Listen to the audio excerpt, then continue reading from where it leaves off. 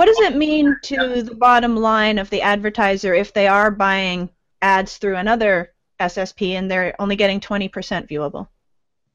Okay, so I got another example. I'll answer that question in a second, but okay. this banner that you have a banner. I see this banner on the screen, and actually you see my banner, right? There's a banner, it looks like a 728 by 90. It says Heather Vale on it. Hey, that ad is always viewable. Why? Because it's not moving, and regardless if I'm scrolling or not, that thing is there. I'm seeing that ad. So it's based on the real estate of the page, where it is. It's always going to be seen. It's so that's another example of viewable. And your question was, again, sorry. What does it mean to an advertiser? What does it mean to their bottom line, ultimately, if they are buying ads through an SSP that only delivers 20% viewability? Yeah, so I think that, the chances are highly likely that 80% of the inventory that they're buying is not, okay, let me tell you. If it's 20% viewable, you're paying for the 80% that you shouldn't be paying for, because if it's not viewable, it shouldn't be clicked on. Right? And no one's on the ad, it's not, you can't click on it. You got to see the ad to click on it, unless you're just clicking on everything and with your eyes shut, blindfold, then it doesn't matter anyways, because you're not clicking on the right ad. So, that's basically what it means. So 20% viewable means that if you're looking at a macro perspective of an SSP, there may be pockets of their inventory that is highly viewable, and a lot of it may be, not as viewable. So you have to parse around for it and look for it. By us saying that, hey, look, this partnership is 100% viewable, that tells you that, all the traffic within this SSP that we're offering in the DSP will be 100% viewable. And it's great because your chances for it to perform are much more likely than something that's 20% viewable. It's just exciting. It's hard to find news like this, out there. It's like, hey, all our inventory is viewable.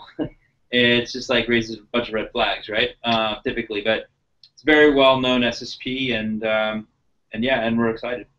It seems like it would be really hard to measure your click-through rates and your conversions if you don't actually even know how many of your ads are being viewed, because it skews the whole dynamic of the formula here. Yeah, no, it does. And so what we're really after is to get that ratio. You got a bunch of metrics, right? Viewability is one of them. So what we're saying is, you got a conversion rate, you got a click-through rate, you got those numbers. Okay, you're looking at that very granularly. Let's back up for a second. Let's look at something on a much bigger picture, and before we even arrive at those metrics, we can determine viewability ratios, right? So within a few thousand impressions, we can tell you if this traffic is good or not. You may not even need to spend enough money to generate a conversion, because it may be too much money for you to throw away at that point. So a couple thousand impressions, hey, viewability score is really, really low. Let's just shut it off.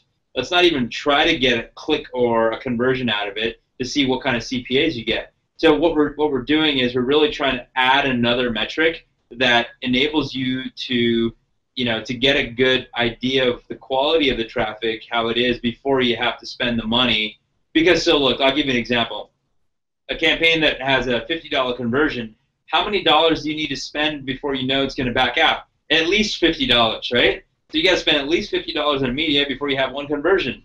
So, generally media buyers are spending, they're allowing 2 to 3x of the CPA to see if it's performing or not, because you got day part and all that other stuff. You got peak periods and off-peak periods, and media performs differently, and off-peak hours and that kind of thing, right? So you allow 2, 3x of the CPA. So if it's like $100, so it's like, let's just say it's anywhere from like $100 to $150 you're going to spend on that traffic source.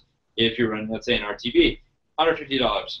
Why spend $150 and I can tell you in $10 or $5 if it's viewable or not? So by being able to know if it's viewable, you don't need to spend $150. If it's not viewable, if it's, for example, 50% viewable, that's not bad. It gives you a good indicator to keep going. But if you spend $10 and you know that the inventory is 5% viewable, hey, you know what? I've seen 1% viewable all day long from some of these big exchanges. It's typical. Why would you run it? why would you spend that much money on it to know if it's gonna work? Now, some people look at the clicks CTRs and say, hey, CTR, I want to look for 1% or something like that, or 0.5%, or depending on the campaign, whatever it is. That's a good indicator. But hey, guess what? You're getting a lot of bot clicks these days from these bot farms. So not only are you getting non-viewable inventory, but you're also getting bot clicks. So it's going to throw your CTR baselines off. You're going to say, oh, I want to get a certain number of clicks, and I know that it's good traffic, and then I'll keep going and I'll spend $150 to see if it's going to back out.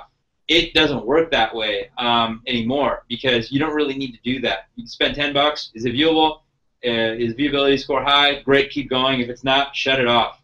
Don't need to spend that much money. So what we're really trying to do is create another indicator, right? And the indicator is viewability. So it is very relevant, and it was sophisticated when I was talking about it a year and a half ago, but now it's just, if you're not measuring viewability, you're kind of in a time warp, and I don't know if if you're surrounding yourselves by the right the right information sources. It really needs to be implemented. It's a key thing, and these conferences and IIB summits and all these forums have been talking about this for years now. It's been a couple of years. It's a big thing. So now it's I really think direct response marketers should leverage it, and performance marketers, because generally performance marketers are the first to adopt technologies in the media space that are cutting edge and that are leverageable for better performance. These are a couple elements that have been slower to adapt for that crowd. So yeah, okay. So paying for traffic that you know is not viewable is kind of like sending an email blast and knowing that 99% of it's going to end up in a spam filter. Yeah, I think it's a similar thing. I think the better analogy is bad data, right? So let's say the email addresses are fake. Okay. It's kind of like, hey, you would test them, right? So I don't know anything about mail, and I'll be the first one to tell you that it's an art and a skill that very few people on this planet understand. And I've had a little bit of exposure to it, and people tell us about the data. They constantly test their data, and they're keeping it warm, and they're making sure they can mail to it. I don't know, whatever it is, but it's kind of like that. It's another indicator, so it gets you closer to profitability quicker and things like that. So it's key.